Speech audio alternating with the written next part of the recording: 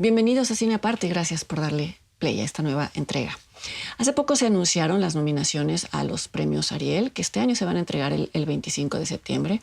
Hoy voy a hablar de una de las películas incluidas en la categoría a Mejor Ópera Prima. Fue una muy buena sorpresa escuchar su nominación y confieso que me dio mucho gusto por razones que ya voy a elaborar aquí.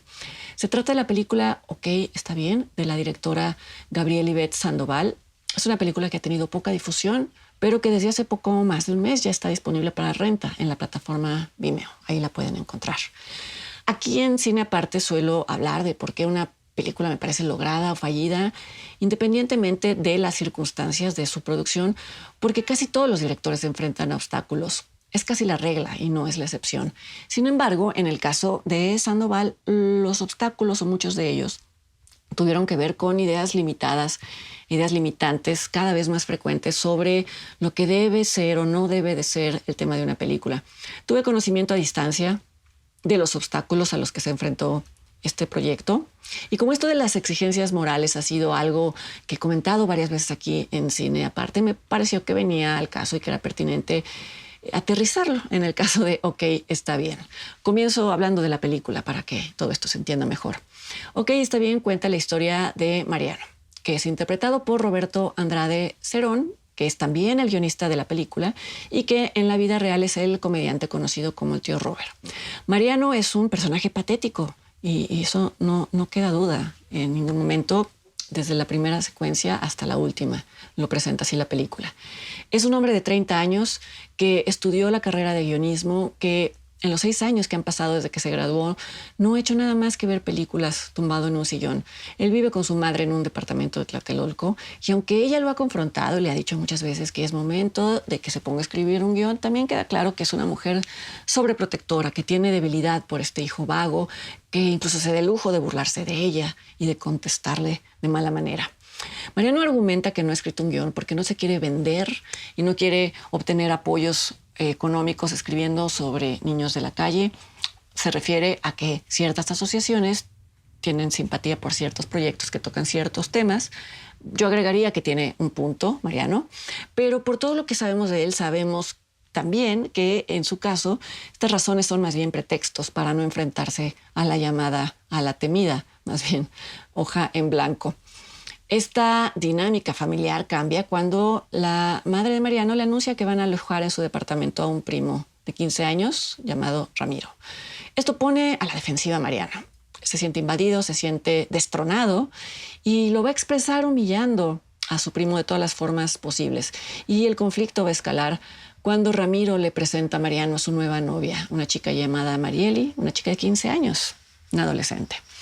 El encuentro entre esta chica desata todavía más las neurosis, casi patologías de Mariano. ¿Por qué? Porque por un lado encuentra la forma más cruel y extrema de humillar a su primo y por otro comete una transgresión que evidencia que este hombre adulto se ha refugiado en las películas al punto de olvidarse de que sus actos tienen consecuencias en el mundo real.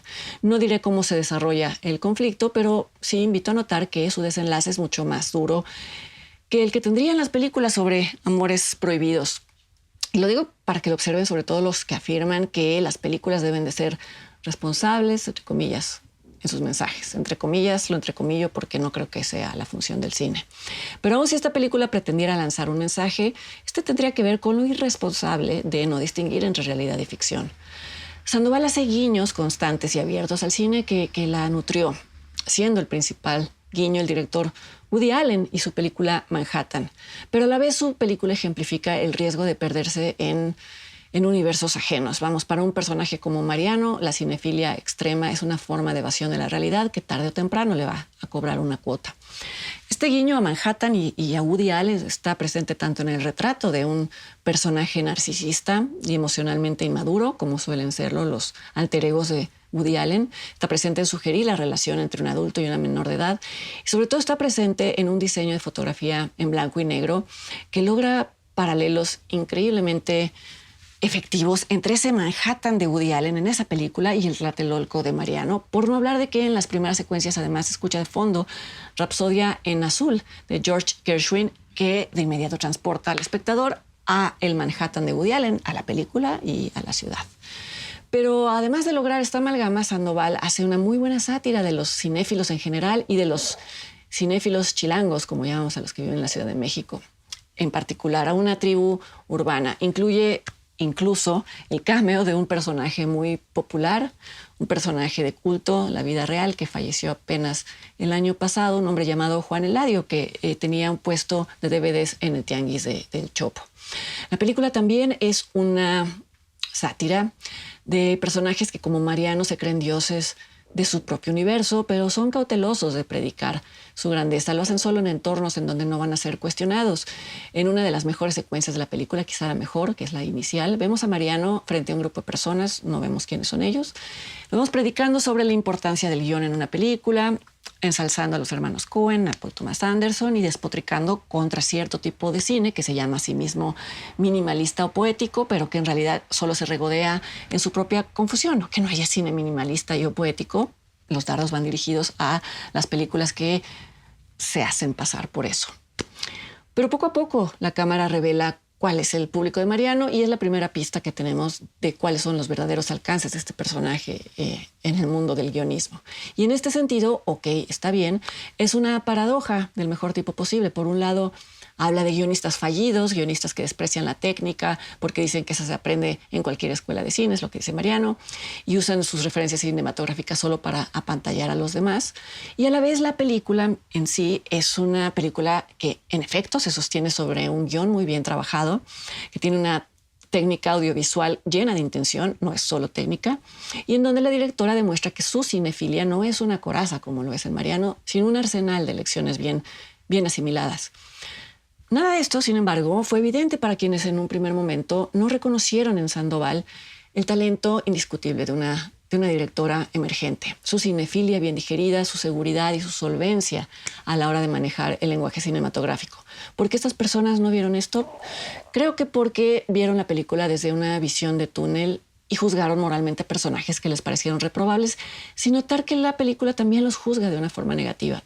Y porque, me atrevo a especular, no le perdonaron a Sandoval el pecado de rendir homenaje a un director al que ella admira, pero que actualmente ha caído en desgracia, y en particular a una película particularmente problemática desde criterios actuales, como lo es Manhattan. No es relevante lo que yo opine del caso Woody Allen ni de su cine, ya lo he hecho en otros espacios, ni influye en lo que opino de ok, está bien. Lo que sí me parece cuestionable es que bajita la mano se castigue una directora joven y talentosa tan solo por mostrar sus influencias que hoy no son aceptadas por otras personas. No solo mostrarlas, sino convertirlas en algo más, algo que suena fácil, pero que es endemoniadamente difícil. Al principio del comentario decía que había tenido conocimiento lejano de estos obstáculos. Cuento brevemente a qué me refiero, solo para poder sustentarlo. Hace unos 3 años participé en una mesa sobre crítica de cine y al final se acercó a mí una chica que se presentó como Gabriela Ivette Sandoval y me preguntó si me podía enviar una copia de trabajo de su primera película. Normalmente no acepto este tipo de propuestas porque mi trabajo es ver películas terminadas y porque al tener otras ocupaciones me tardo mucho tiempo en ver estas películas y me parece una descortesía con los directores que me envían sus películas.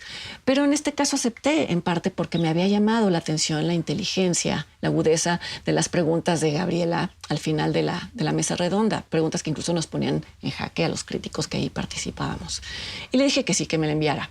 Cuando finalmente la vi, me quedé sin palabras por ser una ópera prima con todas las virtudes que he intentado mencionar. Pero ella no quería elogios. En su correo me hacía consultas muy concretas sobre aspectos de la película. Y una de estas consultas era mi opinión sobre el personaje femenino, sobre la novia adolescente de Ramiro, porque, dijo, en cierta asociación le había negado fondos por haber presentado a una mujer bajo una luz negativa. No doy más detalles porque no quiero comprometer ni traicionar el carácter confidencial del correo que en ese entonces me envió Gabriela, a quien además no volví a ver jamás en persona, y lo digo para que no se piense que hablo de la película porque ella es mi amiga o estas cosas que se inventan a veces sin sustento.